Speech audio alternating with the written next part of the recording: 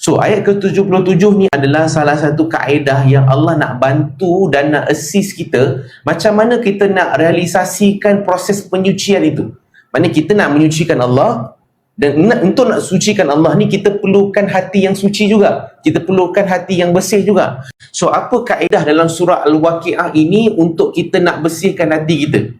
Kita dah tahu dah kalau pinggan kita kotor, kita pakai mungkin sabun yang lebih kuat sikit kan, untuk kita ni boleh hilangkan kekotoran yang minyak ke, yang ada keladak ke. So kita dah tahu dah kalau nak cuci toilet kita tu kena pakai mungkin Clorox ke ataupun solution yang lebih kuat untuk keluarkan kita punya kekotoran dekat dinding-dinding ataupun lantai toilet kita.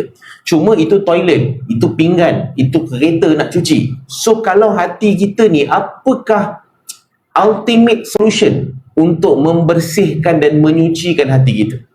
So kita pun tahu takkanlah kita nak togak air klorok pula nak bersihkan hati. Takkan kita nak masukkan berus untuk kita nak cuci masuk dalam mulut, cuci hati kita. Dan apakah cara untuk kita nak menyucikan hati kita ni menurut surah Al-Waqi'ah?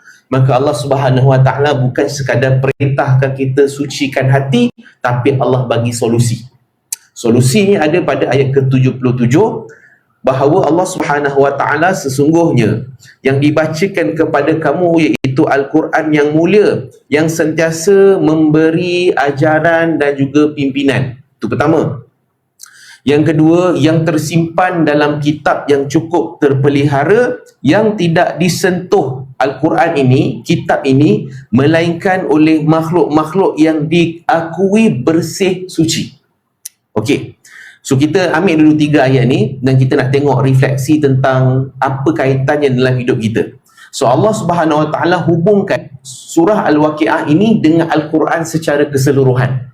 Kerana Allah nak bagi tahu solution yang paling ultimate dalam membersihkan hati, membersihkan jiwa kita adalah Al-Quran.